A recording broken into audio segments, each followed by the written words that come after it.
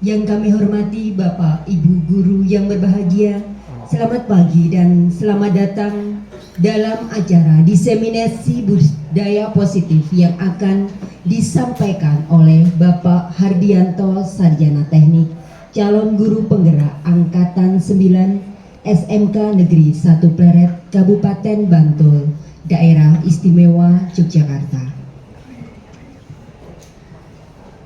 Sungguh suatu kebahagiaan dan kehormatan bagi kami atas berkenannya Bapak Ibu hadir dalam acara ini. Adapun acara pada hari ini susunannya adalah yang pertama pembukaan, yang kedua adalah menyanyikan lagu Indonesia Raya, kemudian dilanjutkan dengan acara inti pemaparan mengenai budaya positif, dan acara selanjutnya yaitu penutup. Marilah kita awali acara pada hari ini dengan berdoa menurut agama dan keyakinan kita masing-masing.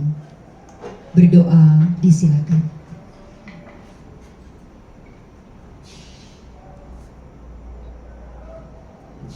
Cukup, terima kasih.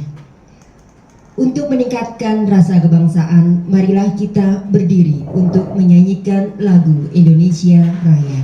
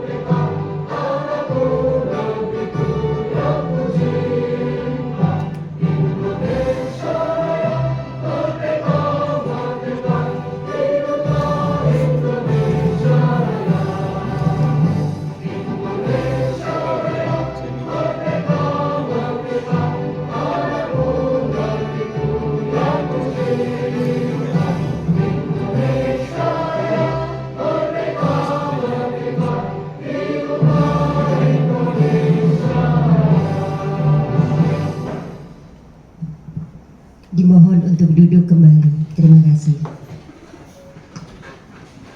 Acara selanjutnya adalah acara yang kita nanti-nantikan, acara inti mengenai pemaparan budaya positif yang akan disampaikan oleh Bapak Hardianto, Sarjana Teknik. Kami silakan.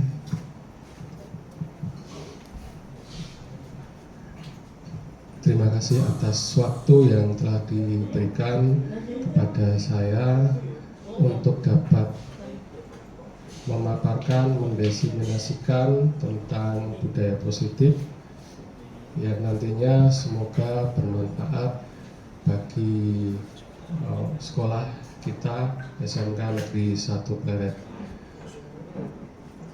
Assalamualaikum warahmatullahi wabarakatuh. Yang pertama kami mengucapkan terima kasih atas kehadiran Bapak Ibu, atas waktu luang yang telah diberikan untuk dapat mengikuti diseminasi ataupun sosialisasi tentang budaya positif.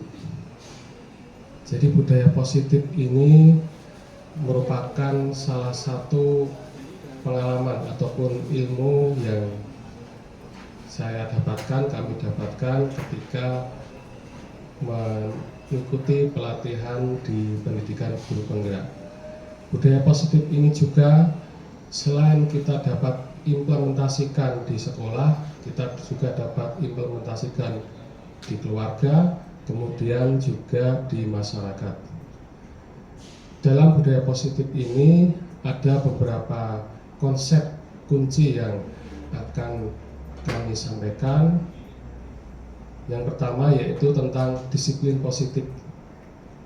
Yang kedua, nilai-nilai kebajikan universal. Yang ketiga, motivasi perilaku manusia, yaitu hukuman dan penghargaan.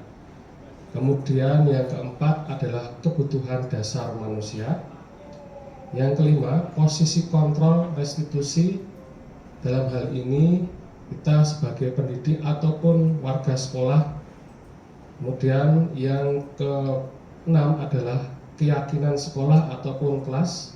Kemudian yang terakhir, segitiga restitusi yang merupakan ending ataupun akhir dari apa yang dinamakan budaya positif. Yang pertama, disiplin positif. Disiplin positif menurut pemikiran dari Ki Hajar Dewantara dan pandangan Dian Goosen menyatakan bahwa arti kata disiplin berasal dari bahasa Latin yaitu disciplina yang artinya belajar. Kata disiplina juga berasal dari akar kata yang sama dengan discipline atau murid atau pengikut. Selama ini kita mengartikan kata disiplin sebagai suatu kata yang kaku ataupun sesuai dengan perintah. Tapi kalau kita merujuk ke pemahaman ataupun arti kata yang sungguhnya dari bahasa disiplin, itu artinya adalah belajar. Jadi seperti apa? Belajar untuk mengendalikan diri kita. Di dalam kurikulum Merdeka, semakin orang itu merdeka, maka dia harus semakin untuk belajar disiplin ataupun belajar untuk dapat mengendalikan dirinya sendiri. Untuk menjadi murid atau pengikut, seorang harus paham betul alasan mengapa mereka mengikuti suatu aliran atau ajaran tersebut. Sehingga motivasi yang terbangun adalah motivasi intrinsik, bukan ekstrinsik. Ini juga merupakan salah satu pemahaman yang kami dapatkan ketika mengikuti pelatihan PPG, pelatihan guru penggerak di situ.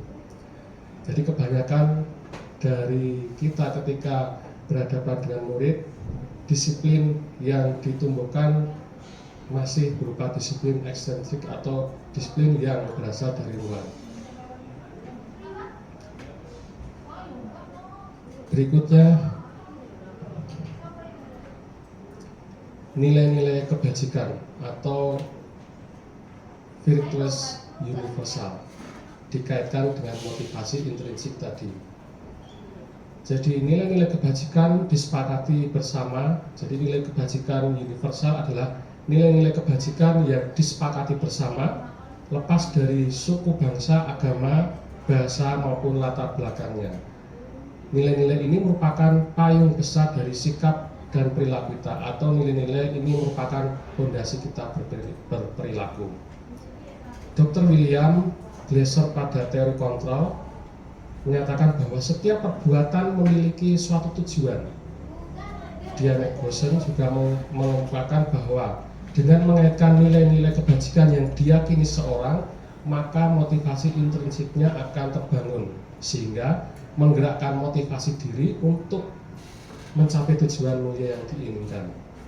Nah, nilai-nilai kebajikan ini kalau dirangkum ada 5 hal, yaitu yang pertama, nilai-nilai kebajikan yang berasal dari profil pelajar Pancasila, kemudian nilai-nilai kebajikan dari AIBO Primary Yes Program, kemudian yang ketiga 9 karakter atau Indonesian Heritage Foundation, kemudian yang keempat petunjuk hidup dan keterampilan hidup, yang kelima adalah Virtus Project atau proyek nilai-nilai kebajikan.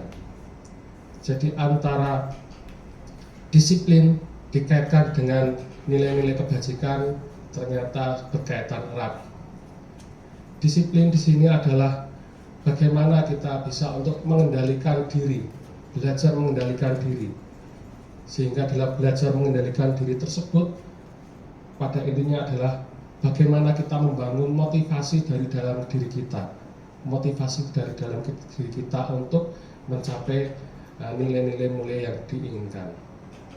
Berikutnya, disiplin positif dikaitkan dengan nilai-nilai kebajikan universal. Masih menurut pemikiran dari Ki Hajar Dewantara dan pandangan Diana Gosen, bahwa disiplin sebagai bentuk kontrol diri, yaitu belajar untuk kontrol diri antara agar dapat mencapai suatu tujuan mulia. Tujuan mulia di sini mengacu pada nilai-nilai atau prinsip mulia yang dianut oleh seseorang. Nilai-nilai tersebut sebagai nilai-nilai kebajikan virtuous yang universal. Nilai-nilai kebajikan adalah sifat-sifat positif manusia yang merupakan tujuan mulia yang ingin dicapai setiap individu. Berikutnya adalah tentang motivasi perilaku manusia. Kalau dirangkum, motivasi perilaku manusia dikaitkan dengan yang ada di lingkungan sekolah.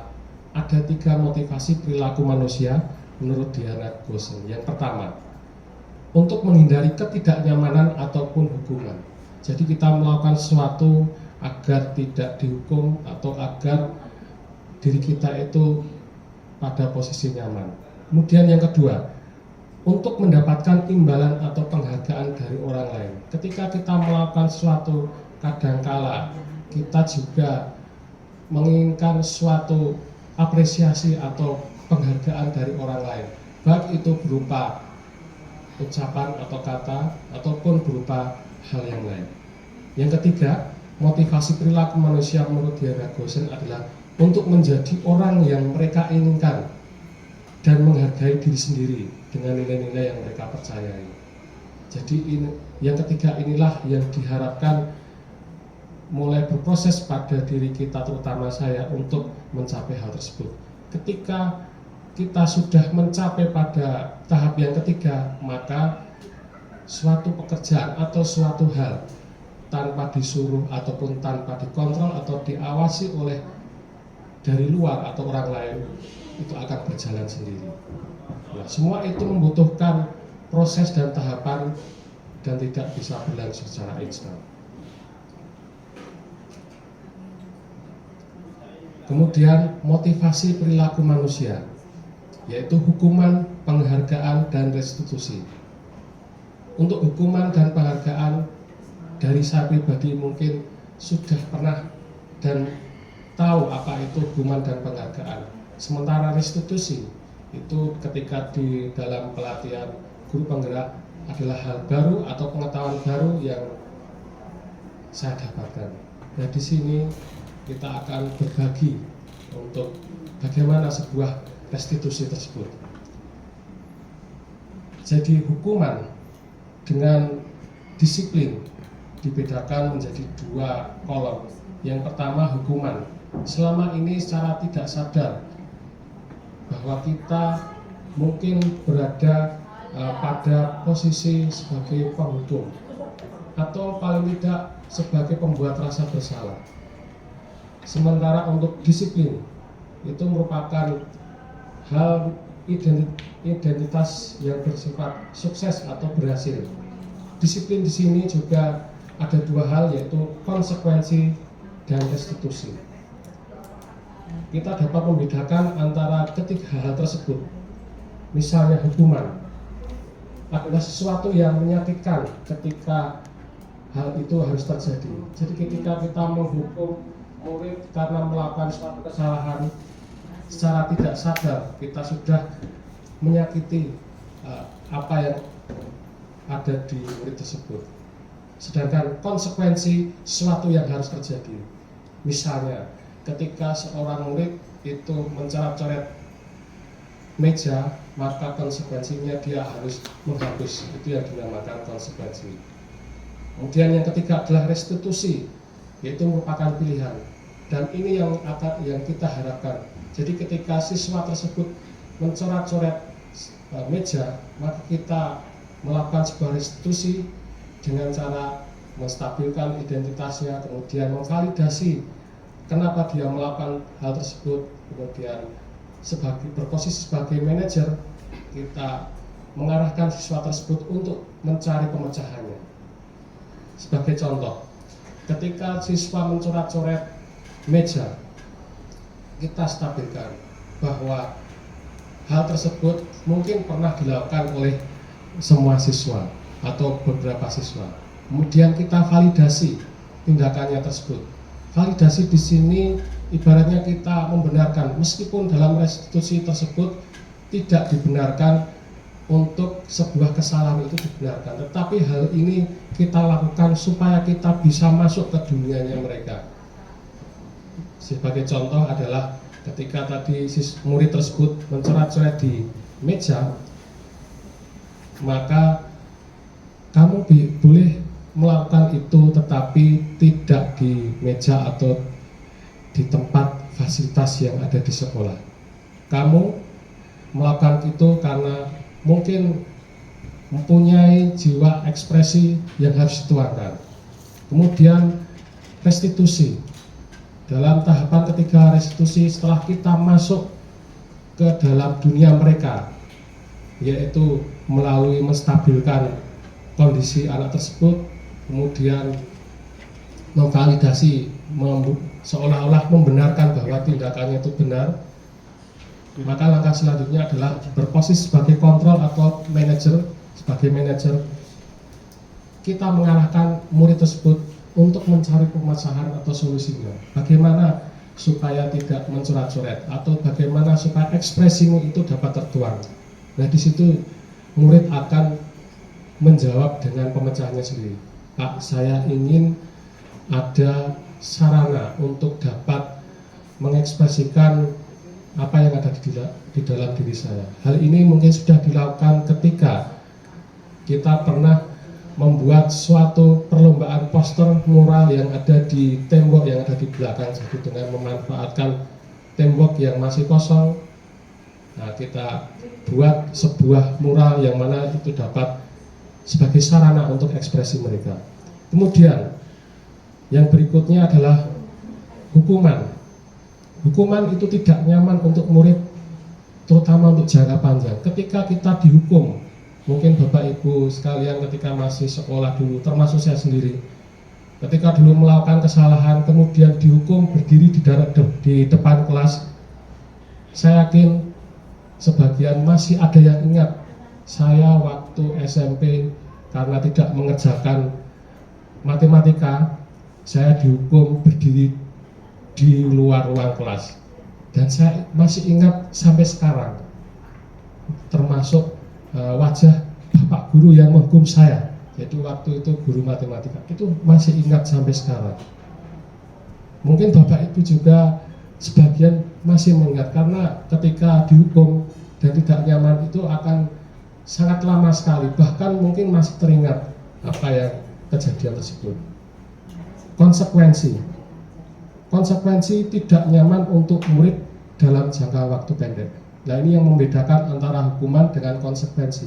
Ketika hukuman itu kita masih terngiang-ngiang sampai kita dewasa, kalau konsekuensi tidak terlalu lama, jadi tidak sampai lama sekali itu sudah hilang.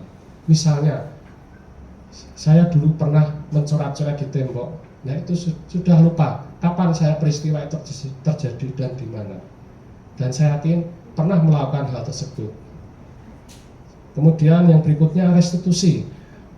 Restitusi menguatkan murid untuk dalam jangka waktu yang panjang. Misalnya kejadian yang tadi, ketika anak mencoret-coret meja, kemudian ditanya, apa solusinya selain agar kamu tidak mencoret-coret di meja? Saya ingin membuat mural, Pak. Nah, ketika membuat mural, maka posisi sebagai anak itu tidak merasa terhukum, tapi dia akan dikuatkan karakternya. Ekspresi saya akan tertuangkan oleh Bapak guru atau Ibu guru ini. Itulah yang dinamakan restitusi. kita akan bahas lagi lebih dalam nanti. Kemudian yang berikutnya adalah hukuman. Dalam hukuman, korban mendapatkan keadilan. Jadi misalnya ada dua anak, salah satu anak melanggar ataupun membuat kesalahan, maka korbannya itu mendapatkan keadilan. Kemudian konsekuensi, korban bisa diabaikan. Jadi itulah perbedaan antara hukuman dan konsekuensi. Yang berikutnya, restitusi, korban mendapatkan ganti.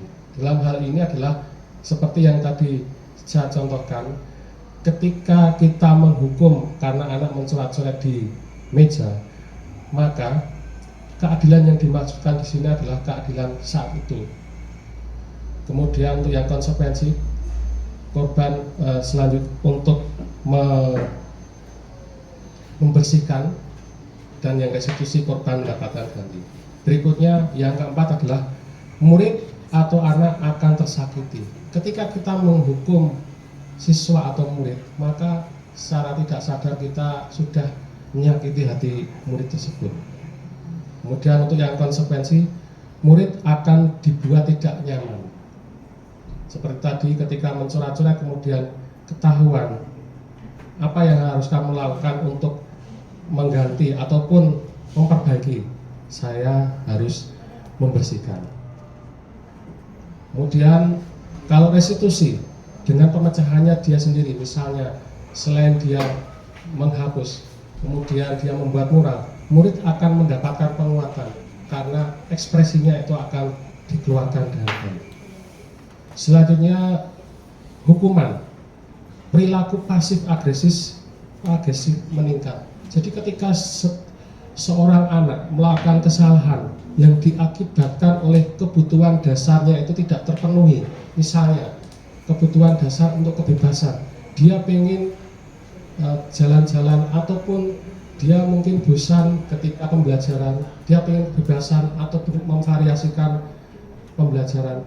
Ketika kita menghukum kemudian tidak memperbolehkan mengikuti pelajaran, apalagi dengan membuat suatu tulisan, saya tidak akan melakukan lagi sampai dengan 100 kali, maka yang muncul dari dalam anak tersebut yang tidak tampak bisa jadi adalah perilaku agresif yang nantinya akan menjadi sebuah pemberontakan, jadi sebuah memberontak begitu.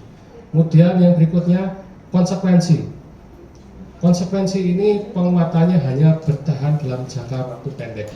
Jadi ketika dia membuat suatu kesalahan, coret-coret, kemudian membersihkan, ya sudah selesai, mejanya bersih, tidak ada pengaruh dampak yang berikutnya. Kemudian yang berikutnya, ketika restitusi, masalah terpecahkan karena masalah yang memecahkan bukan kita. Jadi kita sebagai pendidik guru itu tugas utamanya adalah menuntun atau mengarahkan. Siswa itu punya potensi, punya arahnya sendiri-sendiri yang masih belum kuat. Nah, tugas kita itu menebalkan. Seperti halnya seorang petani. Jadi kalau biji padi ketika ditanam itu nanti tumbuhnya adalah padi, bukan tumbuhnya jagung, begitu ya. Ketika biji jagung ditanam, nanti juga tumbuhnya jagung. Nah, itulah ibaratnya murid di sekolah. Kemudian bagaimana murid tersebut dapat tumbuh dengan baik, maka sebagai petani itu kita harus memelihara lingkungannya dengan merawatnya, kemudian memberi pupuk, selanjutnya menyiram. Nah, itu sama halnya kita ilustrasikan ketika kita mendidik seperti itu.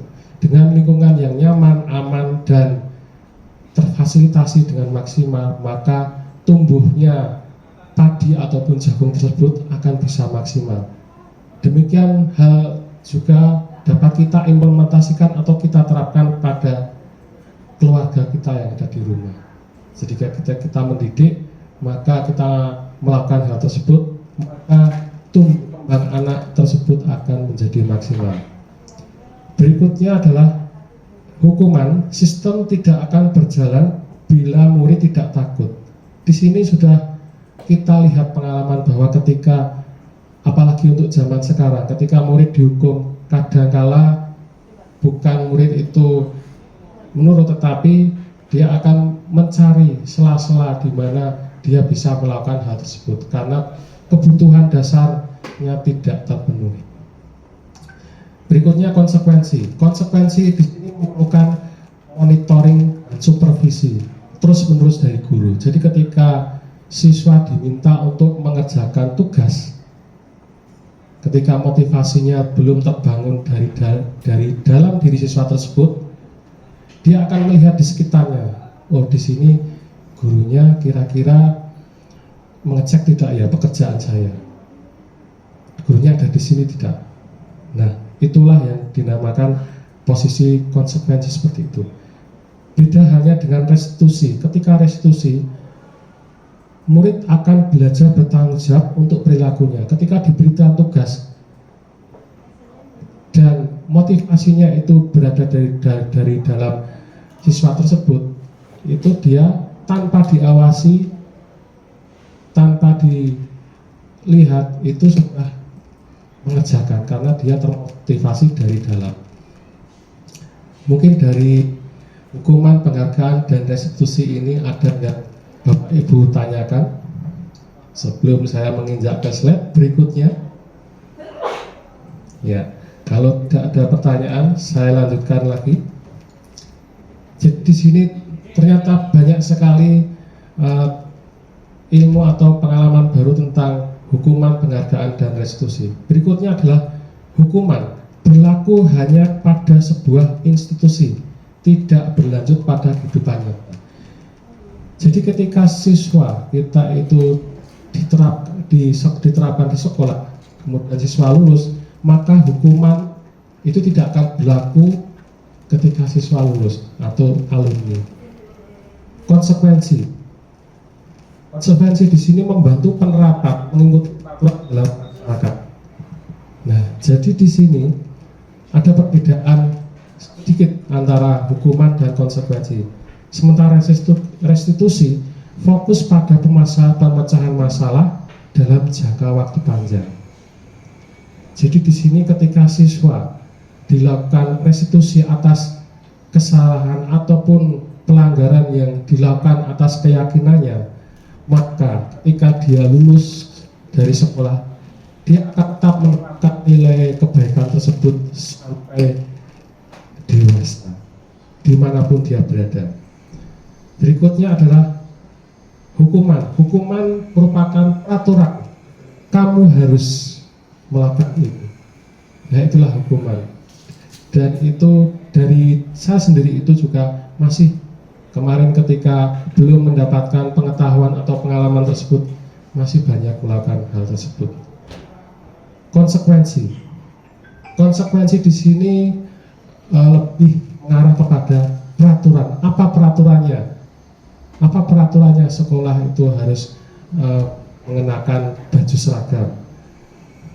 Mampukah kamu melakukan? Terima kasih. Jadi untuk konsekuensi itu lebih mengarah kepada peraturan-peraturan yang ada.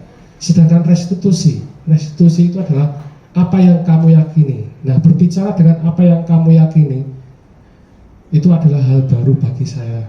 Mungkin dari Bapak Ibu guru juga, keyakinan. Selama ini yang kita tahu adalah peraturan kesepakatan kelas itu sudah lebih bagus lagi. Tapi ketika apa keyakinanmu, itu mungkin suatu hal yang baru.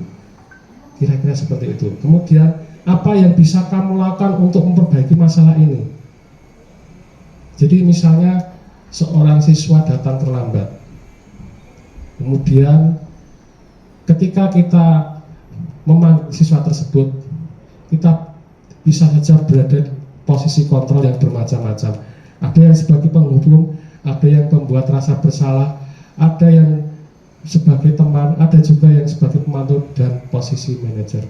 Harapan kita ketika menjadi pendidik itu adalah minimal berada di posisi pemantau. Paling bagus itu adalah manajer. Contoh, ketika siswa datang terlambat, kita berada di posisi penghukum. Kenapa kamu terlambat? Biasanya dengan nada yang agak keras. Kamu harus berdiri di sana karena terlambat.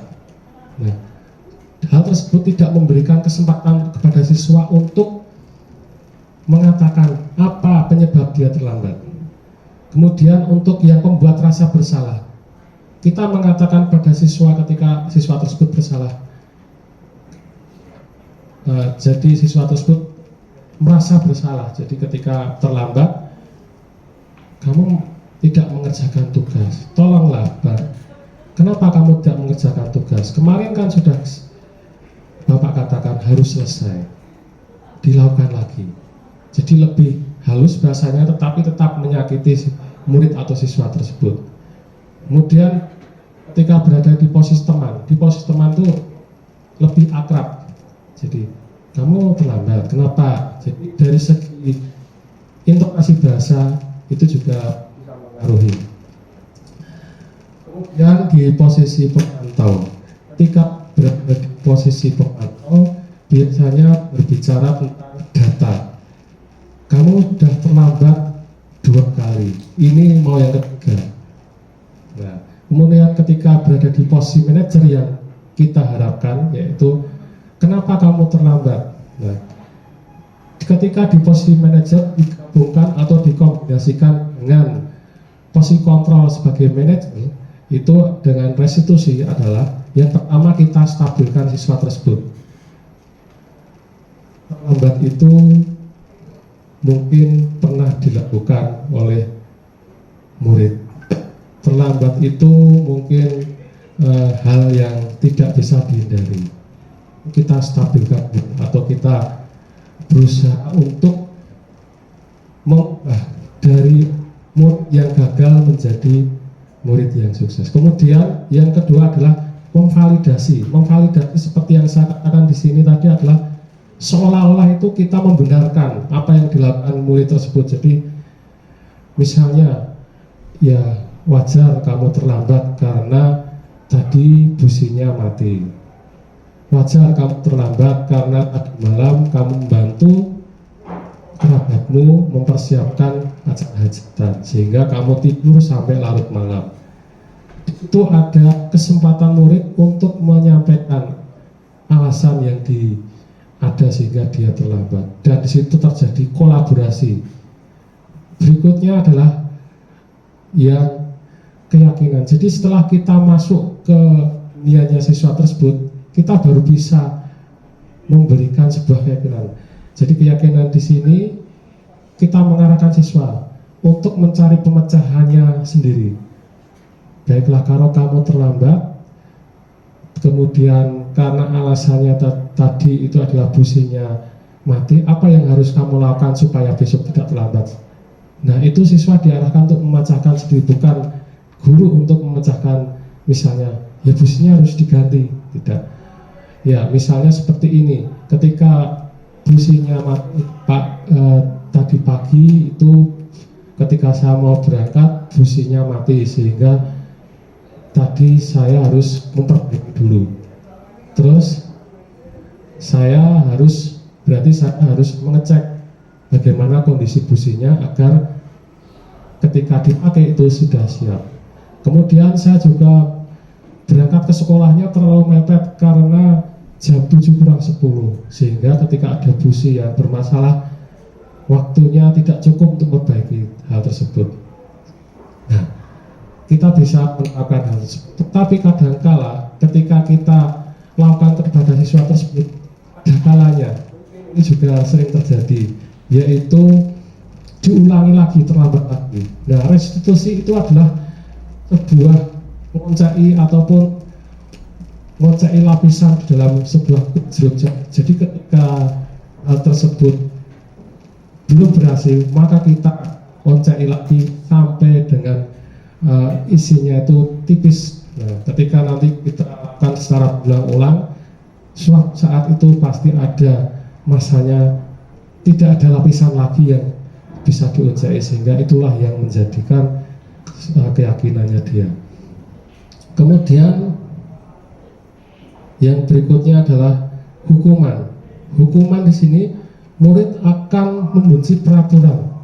Jadi ketika kita terapkan, misalnya murid datang terlambat atau mungkin peraturan yang lain, misalnya ketika praktek membuat laporan harus menggunakan buku. Nah, buku khusus laporan. Kemudian konsekuensi, murid akan menghormati peraturan. Kemudian yang restitusi, murid akan menghormati dirinya dan orang lain. Kemudian hal berikutnya tentang hukuman, penghargaan, dan restitusi.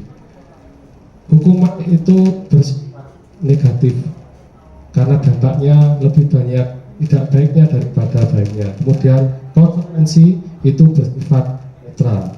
Sedangkan sedangkan restitusi biasanya bersifat positif. Selanjutnya untuk hukuman.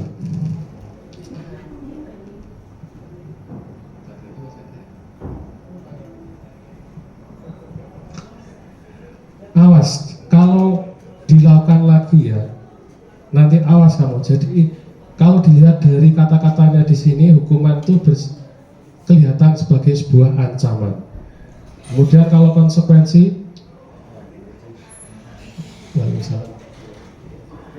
lakukan apa yang saya katakan.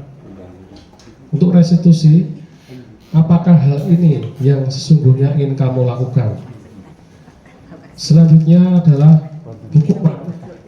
Biasanya berada pada mode paksaan. Kemudian konsekuensi, stimulus respon.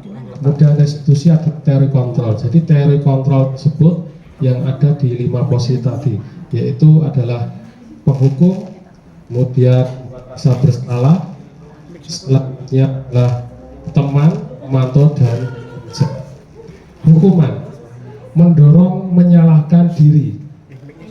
Kemudian kalau konsekuensi mendorong kepatuhan, kalau restitusi adalah mendorong disiplin positif. Hukuman,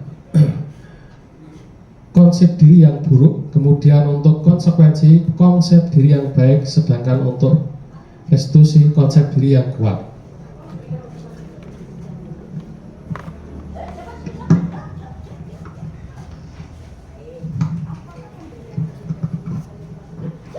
Ya, berikutnya adalah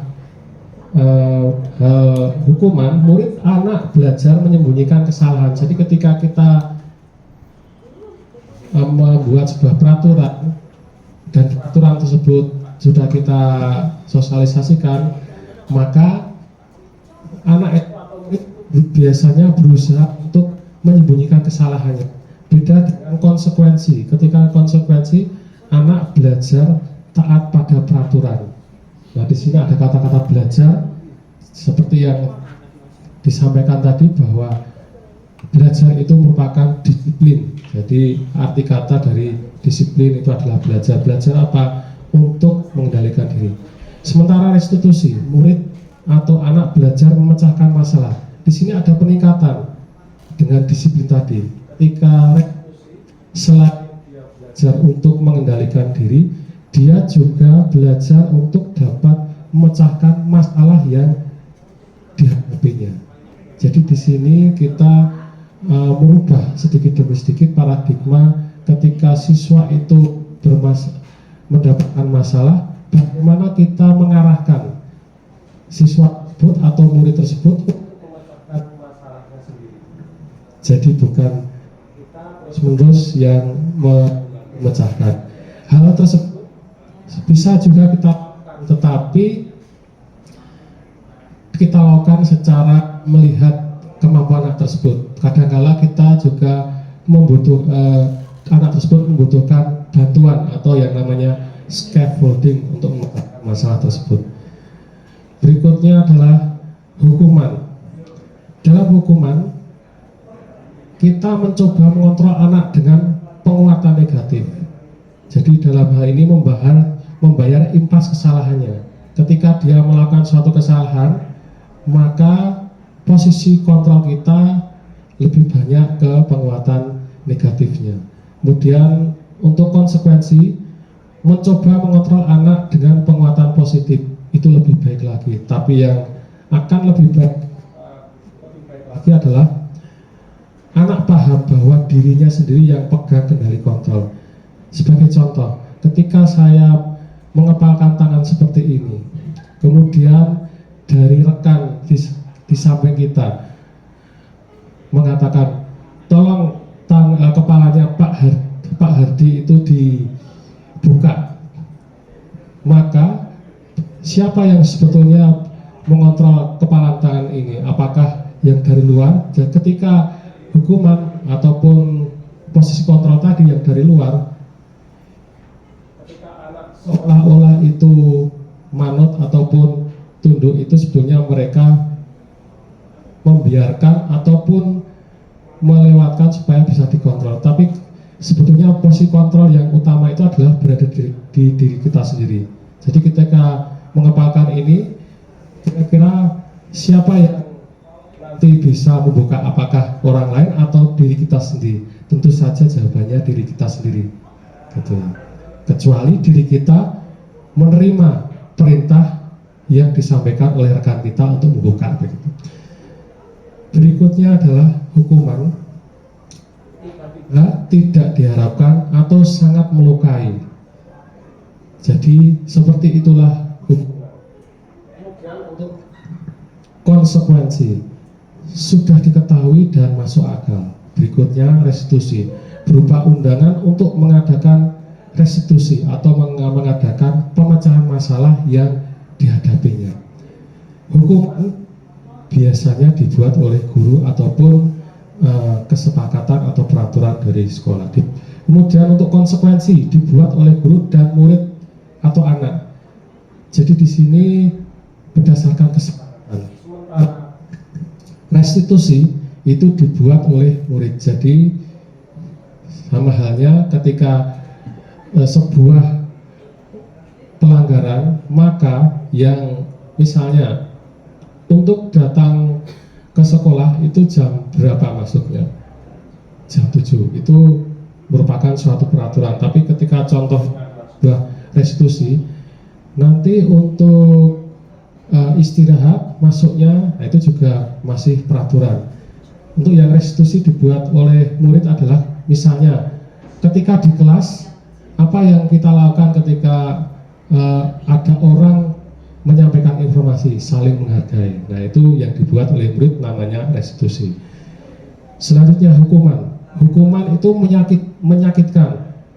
Guru menjalani konsekuensi dengan menyalahkan, mengkritik, menyindir, dan merendahkan. Meskipun tidak semuanya seperti itu, tapi biasanya sebut terjadi. Kemudian konsekuensi, membantu guru menyatakan peraturan, melakukan peringatan dan menerapkan konsekuensi. Berikutnya adalah restitusi, menguatkan guru untuk menyebutkan keyakinan kelas, membimbing kerangka acuan berpikir restitusi anak. Nah, setelah melihat pemaparan tadi, kita mencoba melihat di sini, saya pandu nanti untuk hukuman atau konsekuensi. Ingat tadi, hukuman itu biasanya bersifat satu pihak, sementara konsekuensi itu nanti istilahnya adalah mengganti kesalahan apa yang dilakukan. Contoh yang pertama, mencatat 100 kali di dalam buku kalimat, saya tidak akan terlambat lagi karena terlambat ke sekolah. Kira-kira kalimat ataupun pernyataan tersebut berhukuman atau konsekuensi, Bapak Ibu? Hukuman. Kemudian yang kedua, contoh yang kedua, lari mengelilingi lapangan basket 2 kali karena terlambat hadir di sekolah. Kira-kira hukuman atau konsekuensi? Hukuman. Ya. Jadi sekali lagi saya ingatkan, hukuman itu biasanya bersifat satu arah, sementara konsekuensi itu mengganti yang menjadi permasalahannya. Berikutnya adalah pernyataan membersihkan coretan yang dibuat di meja tulis. Ya, bagaimana konsekuensi? Jadi seperti mengganti. Jadi karena dia sudah mencoret, maka dia harus menggantinya dengan menghapusnya. Berikutnya adalah murid diminta untuk push up 15 kali karena tidak menggunakan masker ke sekolah. Kira-kira hukuman atau konsekuensi? Hukuman. Ternyata langsung masuk apa yang disampaikan tadi ya. Mudah-mudahan bisa menambah pengalaman kita semua. Yang berikutnya, mengganti kertas tugas teman yang telah dicoret-coret. Hukuman atau konsekuensi? Konsekuensi, karena tadi ada mengganti karena murid tersebut sudah mencoret-coret. Berikutnya adalah pernyataan berjemur di lapangan basket pukul 12 siang karena mengobrol dengan teman. Hukuman. Ya, semakin banyak latihan maka semakin kita lancar dalam mengidentifikasi hukuman konsekuensi. Selanjutnya adalah murid diminta bertelanjang kaki sepanjang hari karena tidak menggunakan sepatu warna hitam sesuai peraturan sekolah. Nah, ini masih itu ya. Ya, nanti bisa dicermati kembali kalau yang ini. Kemudian berdiri di depan kelas sambil mengangkat kaki satu karena tidak menjawab pertanyaan. Hukuman. Adakah dari Bapak Ibu yang masih melakukan ini? Tidak. Kalau kita lihat yang bagaimana Bu? Ya, diangkat kakinya 2 itu sepertinya tidak bisa ya Bu ya. Kalau diangkat tangan, angkat tangan berarti menyerah ya Bu. Ya seperti itu ya. Jadi sekali lagi kita di sini, saya di sini berbagi saja karena saya yakin Bapak Ibu guru juga lebih berpengalaman, ada yang terutama menangani kasus-kasus yang ada di siswa tersebut. Nah berikutnya, ini kita lebih banyak contohnya supaya lebih bisa dua arah. Pernyataan membersihkan tumpahan air di meja tulis karena tersenggol pada saat belajar. Konsekuensi. Yang berikutnya kehilangan 10 menit jam istirahat untuk mengerjakan tugas karena terlambat datang dan tertinggal pelajaran selama 10 menit. Konsekuensi. Duduk di bangku di pinggir lapangan pada jam istirahat, tidak diizinkan bermain oleh guru piket karena mencederai teman saat bermain di lapangan.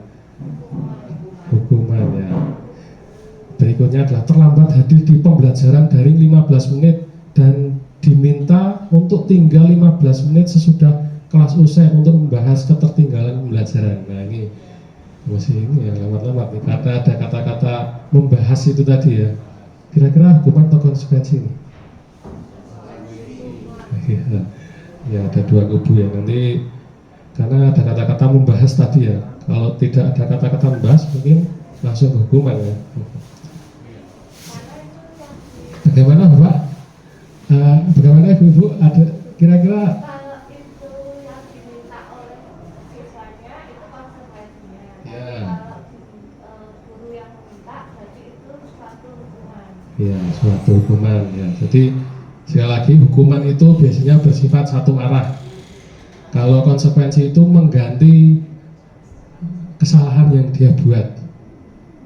Nah ini bisa masuk mengganti juga ya.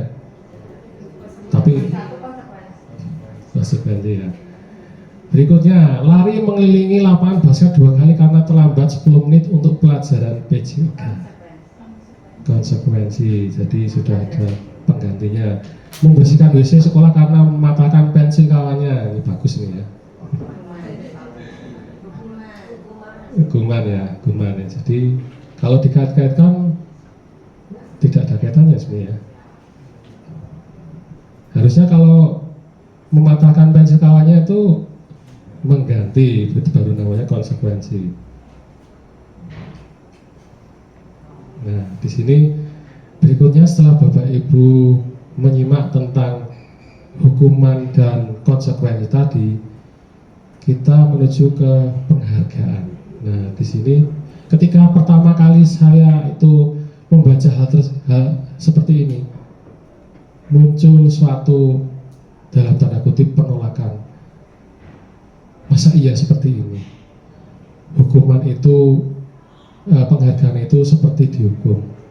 Tapi kita coba lihat kasus-kasusnya. Jadi kalau ketika kita membaca ini, karena kita sudah sudah terbiasa atau sudah biasanya seperti ini, maka akan tampak ada suatu penolakan. Contoh, dihukum oleh penghargaan oleh KRON, pengaruh jangka pendek dan jangka panjang, penghargaan tidak efektif. Nah, kalau saya teruskan baca nanti akan muncul suatu penolakan. Maka dari itu saya coba yang cerita ini. Coba kita lihat di sini. Pengaruh jangka pendek dan jangka panjang. Ketika penghargaan efektif jika kita menginginkan seorang melakukan sesuatu yang kita inginkan dalam jangka pendek.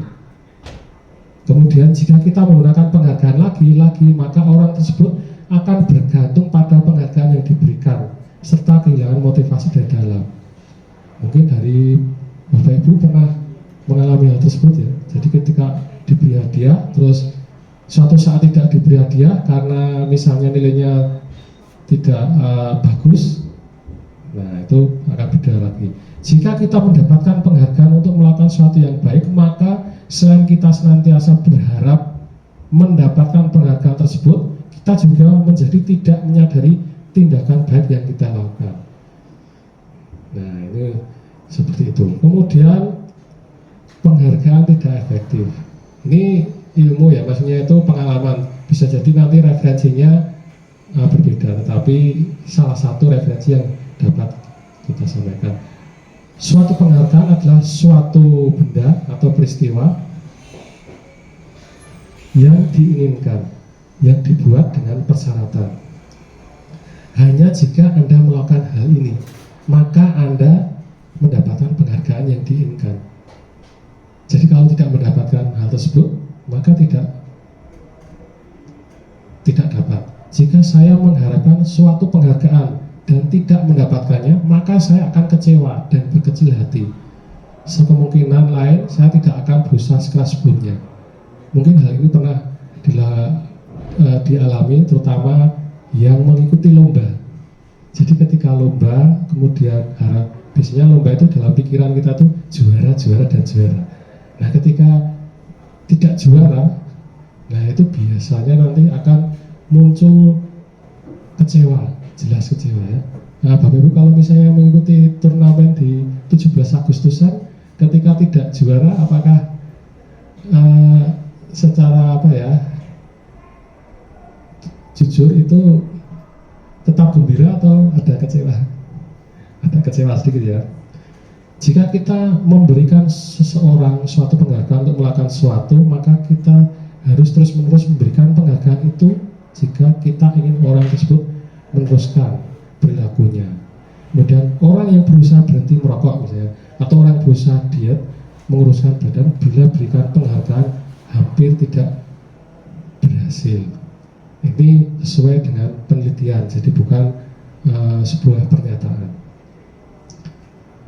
Penghargaan merusak hubungan. Nah, ini terutama di dalam kelas.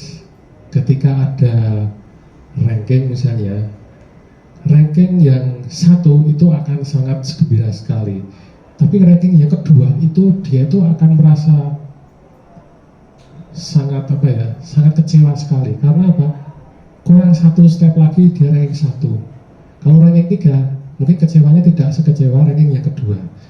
Jadi ketika orang diberi penghargaan atau dipuji di depan orang banyak, maka orang lain akan merasa iri. Sebagian dari mereka tidak menyukai orang yang diberikan penghargaan tersebut. Ya tidak semua, tapi rata-rata seperti itu. Jika seorang guru sering memberikan penghargaan kepada murid-muridnya, besar kemungkinan murid termotivasi hanya untuk menyenangkan gurunya. Jadi mereka tidak akan bersikap jujur kepada guru tersebut. Penghargaan menciptakan persaingan di dalam kelas, dan persaingan menciptakan kecemasan. Yang terakhir, mereka percaya bahwa tidak memiliki kesempatan untuk mendapatkan penghargaan dan berhenti mencoba. Nah, hal ini seringkali didapatkan di perlombaan. Jadi ketika perlombaan itu yang sering juara itu pasti akan ikut terus. Tapi ketika yang tidak ada kesempatan juara, dia biasanya akan berhenti. Nah, hal tersebut merupakan penghargaan yang tidak. Nah, maka dari itu sistem ranking di dalam kurikulum kita kan pernah tidak diperbolehkan karena ya salah satunya itu. Nah, yang diharapkan di sini adalah terutama untuk pembelajaran di negara-negara maju itu kolaborasi. Jadi bagaimana kita kolaborasi atau nilai-nilai yang sebetulnya sudah ada di Indonesia itu gotong royong. Jadi tidak mana yang paling baik, bagaimana potensi-potensi yang ada itu digabungkan jadi satu sehingga menjadi sebuah kekuatan.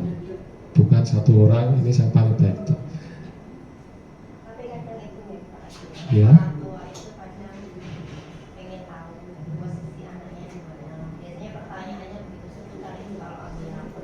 Iya, seperti itu memang karena sudah dari dulu seperti terpaku di situ bahwa memang karena sifat dasar manusia itu adalah salah satunya bangga untuk mengunggulkan anaknya, dan itu juga hampir semua orang tua, anak saya ranking 1, anak saya juara ini, gitu ya. Kemudian penghargaan mengurangi ketepatan. Jadi ini dua hal ini merupakan riset atau penelitian yang dilakukan, ternyata terjadi seperti itu, kurang tepat ya. Penghargaan menurunkan kualitas. Nah, jadi ketika membuat sebuah artikel karena di situ ada imbalannya dibandingkan yang tidak ada imbalannya, tapi bisa dibedakan. Ketika ada imbalannya dia akan berusaha membuat karena ingin mendapatkan imbalan tersebut. Tapi ketika dia membuat artikel karena tidak diimbalkan karena dia punya minat, itu nanti akan lebih bagus hasilnya dan tidak akan berhenti ketika imbalannya itu dihentikan. Penghargaan mematikan kreativitas. Nah, ini juga sering terjadi juga ketika sebuah perlombaan, misalnya perlombaan kan biasanya ada rubrik penilaiannya. Nah, orang itu akan berusaha untuk memenuhi rubrik-rubrik penilaiannya itu supaya nanti nilainya tinggi, sehingga ide-ide ataupun gagasan di luar itu akan tertutupi oleh rubrik-rubrik penilaian tersebut. Mungkin seperti itu yang dialami. Penghargaan menghukum. Nah, ini juga yang tadi sistem ranking tadi, anak yang ranking 2 itu akan merasa sangat sangat kecewa dibandingkan yang ranking 3. Yang tidak punya ranking, dia juga tidak begitu kecewa karena tidak ada batasan antara satu tahap lagi saya ranking 1 gitu. Nah, kemudian motivasi dalam diri. Jadi kita perlu meyakini bahwa setiap apa yang kita lakukan itu tujuannya adalah untuk kita. Jadi motivasi intrinsik. Nah, untuk sampai tahap ke restitusi kita memahami kebutuhan dasar manusia. Ada 5 kebutuhan dasar manusia, yaitu bertahan hidup, survival. Kemudian yang 2 kasih sayang dan rasa diterima.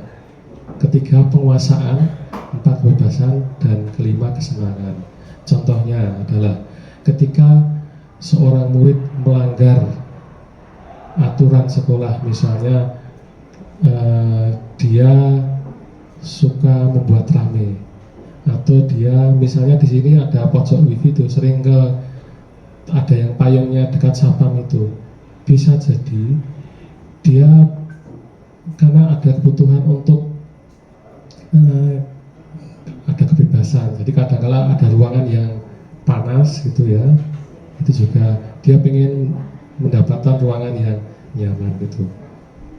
Dan tugas kita sebagai pendidik adalah berusaha untuk memaksimalkan lingkungan belajar supaya nantinya seperti halnya seorang petani itu dengan lingkungan yang subur, airnya cukup, tidak berlebih, tidak kurang, maka tumbuhan tersebut dapat tumbuh dengan maksimal.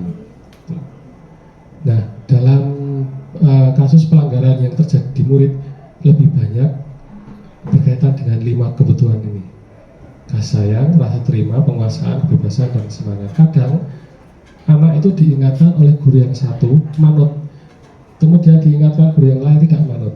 Karena apa? Dia itu ya beda kasih sayangnya. Kemudian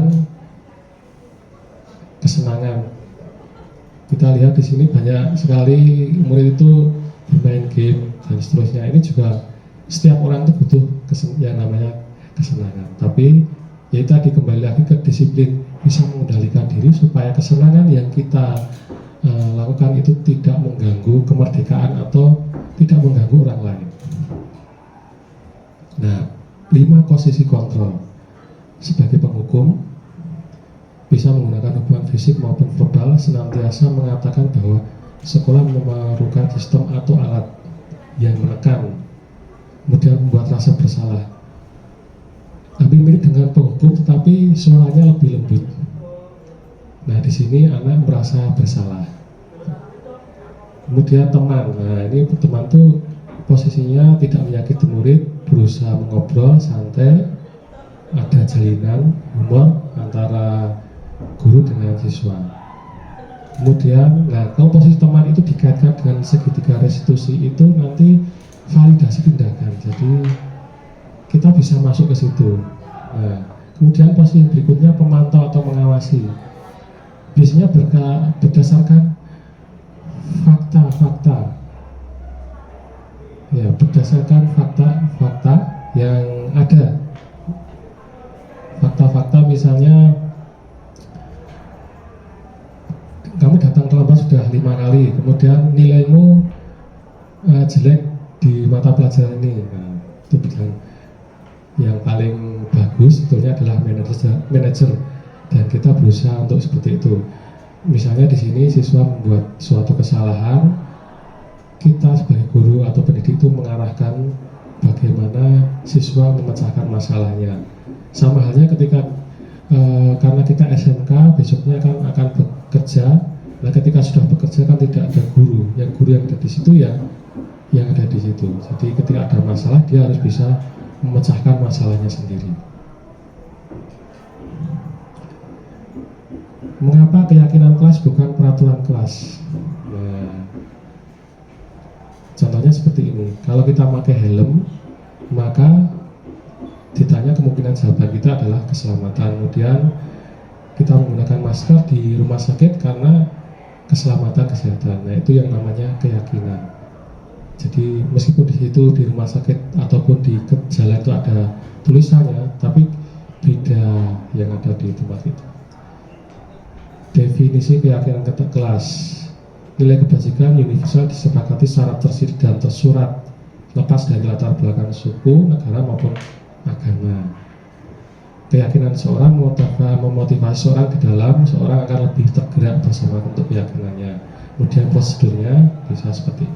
Nah, ini prosedur keyakinan kelas ini bisa dicoba biasanya di awal tahun untuk lebih mendisiplinkan siswa. Tapi semua memang butuh proses, tidak terus sekali melakukan dijamin terus siswanya tertib, tidak ya, karena seperti restitusi tadi, seperti jeruk yang diuncai, jadi bisa jadi karena siswa tersebut sudah terlalu tebal sifatnya sehingga harus diuncai secara. Contohnya seperti ini keyakinan kegiatannya: berani mengungkapkan pendapat dalam berdiskusi, tidak tamak, takut, dan seterusnya. Nah, contoh ini terdengar ketika seorang praktek ya, tolong siapa yang akan membawa, yuk kita bawakan bersama-sama, bantu. Terlihatnya seperti berkata sopan, menghormati orang lain, antusias terhadap usul orang lain.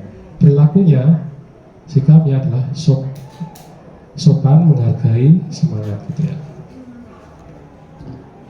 Prosedurnya, contoh ya, seperti ini, terus hasilnya seperti ini. Jadi keyakinan kelas itu dibuat oleh dari pertama kesepakat ide-ide ataupun masukan dari murid, kemudian disusun itu jadi kesepakatan. Nah, dari kesepakatan nanti dibuat keyakinan bahwa kita bisa melakukan hal tersebut. Jadi yang dibuat adalah yang kira-kira yakin bisa dilakukan. Yang terakhir tentang segitiga restitusi. Seperti yang tadi sudah saya singgung, tentang restitusi adalah suatu cara menanamkan disiplin positif pada murid sebagai bagian dari budaya positif sekolah. Tindakannya menstabilkan identitas, validasi tindakan, dan menanyakan keyakinan. Tadi sudah banyak dibahas. Nah, ini contohnya. Jadi ini contoh dari sebuah siswa yang melanggar peraturan atau keyakinan. Jadi siswa tersebut terlambat. Kita tidak langsung menghukum siswa tersebut atau membuat dia bersalah, tapi kita tanya dulu, kamu terlambat kenapa? Oh, terlambat karena tadi malam membantu kerabatnya dalam persiapan hajatan, sehingga tidurnya terlalu malam, terus bangunnya terlambat. Nah, terus kita arahkan siswa tersebut cari pemecahan solusinya. Terus bagaimana solusinya? Nah, saya punya HP, saya aktifkan alarmnya di HP tersebut, itu ya. Ini contohnya, kita langsung. Nah, terus seperti ini. Nah, sekali lagi, segitiga restitusi ini bisa jadi dilakukan tidak hanya sekali, berulang-ulang. Jadi ketika siswa tersebut melakukan pelanggaran, besok mungkin saja dia bisa melakukan pelanggaran lagi. Karena tadi ketika siswa itu memiliki karakter yang berbeda-beda, semakin dia itu tebal banyak yang dilakukan pelanggaran, maka dia harus diuncai terus sampai yang terdalam. Nah, saya di sini juga memberikan sebuah masukan. Ketika kita melakukan sebuah restitusi, kalau misalnya bisa itu biasanya ada buktinya, jadi ada video. Nih, kemarin sudah kamu yakin seperti ini, kenapa diulangi lagi? Nah, diuncai lagi. Nah, ini yang kedua kamu sudah melakukan ini, terus kok masih terlambat lagi. Nah, sampai dia tidak bisa memberikan alasan, jadi alasannya sampai habis. Itu ya. Kemudian contoh yang kedua, experience, pengalaman setelah menerapkan konsep kunci tersebut baik di kelas atau di rumah. Jadi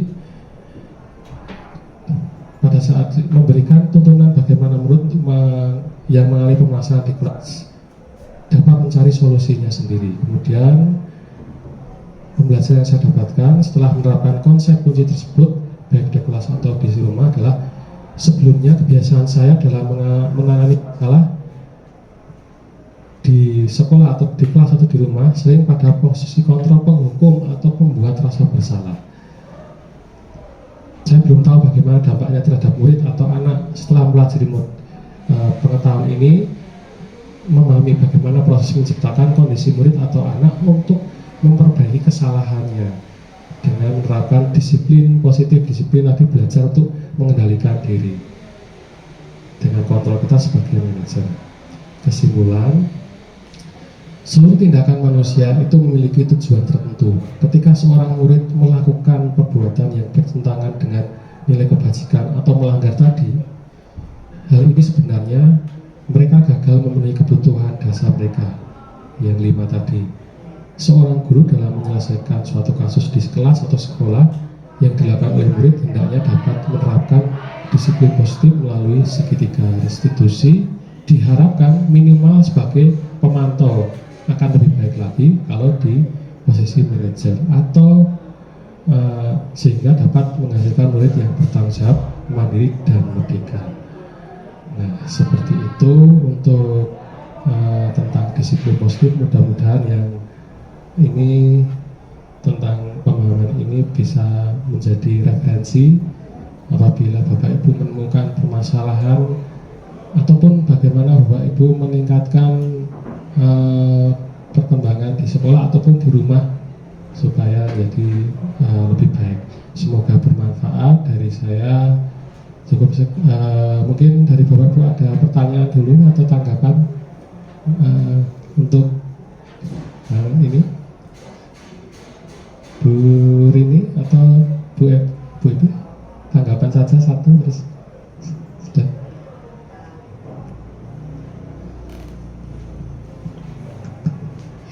Terima kasih Pak Hardi, penjelasan tentang konsep budaya positif yang sudah disampaikan sangat-sangat jelas, bahkan sampai diberi contoh real yang terjadi di sekolah atau yang dihadapi di sekolah. Itu menjadi menambah pemahaman bagi peserta diseminasi ini supaya apa sih yang kita maksud dengan budaya positif, termasuk tadi ada dijelaskan 5 kebutuhan dasar manusia, segitiga restitusi, 5 posisi kontrol guru, kemudian ada keyakinan kelas dan lain-lain sebagainya.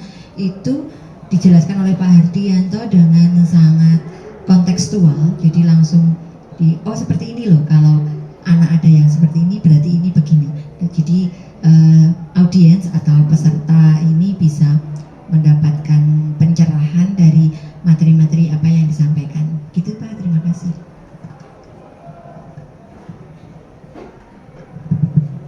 Ya, terima kasih Bu Rini, dan terima kasih juga kami sampaikan kepada rekan-rekan Bapak Ibu semua sudah menyempatkan hadir di sini. Semoga yang kita bahas di sini bisa bermanfaat bagi kita semua, bisa bermanfaat bagi sekolah dan lingkungan kita di sekitar. Ada yang kurang dari saya atau kesalahan dari saya mohon maaf. Untuk diseminasi ini saya akhiri dari saya. Assalamualaikum warahmatullahi wabarakatuh.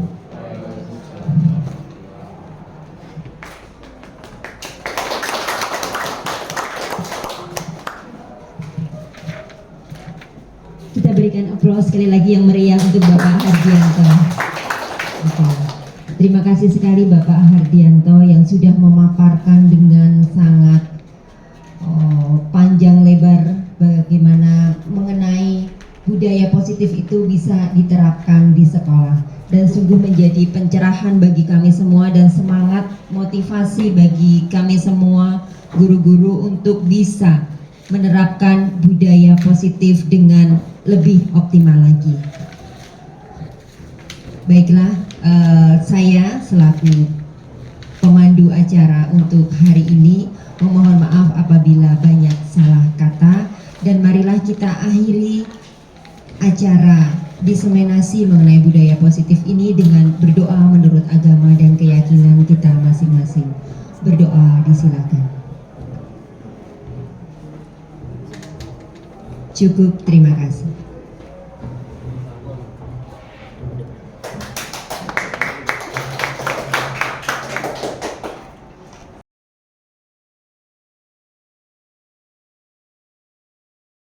Assalamualaikum warahmatullahi wabarakatuh. Perkenalkan, nama saya Aryo Wiratmoko. Saya rekan dari Pak Hardianto yang merupakan salah satu calon guru penggerak yang sedang mengikuti pendidikan guru penggerak angkatan 9.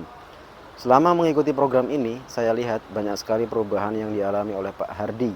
Saya lihat beliau menjadi lebih bersemangat dalam mengajar, bersikap positif, kemudian lebih perhatian kepada peserta didik. Apa yang dilakukan oleh Pak Hardi sudah banyak perkembangan, terutama pada peserta didik di SMK Negeri 1 Pleret. Dari segi persiapan pembelajaran, proses pembelajaran sampai evaluasi, sepertinya saya lihat beliau lebih siap dan matang. Oke, semoga lebih semangat lagi Pak Hardi dalam mengikuti pendidikan guru penggerak. Dan yang paling penting adalah semoga berdampak pada peserta didik. Semangat! Assalamualaikum warahmatullahi wabarakatuh. Assalamualaikum warahmatullahi wabarakatuh. Perkenalkan, saya Dimas Rezeki, siswa dari SMK Negeri 1 Pleret. Kesan saya selama mengikuti pembelajaran yang disampaikan oleh Pak Hardi adalah saya senang karena penyampaian materinya mudah dipahami dan menarik karena beliau juga menggunakan media pembelajaran yang inovatif. Kami juga senang karena beliau mengikut sertakan siswa dalam setiap proses pembelajaran. Mungkin itu saja dari saya akhiri. Wassalamualaikum warahmatullahi wabarakatuh.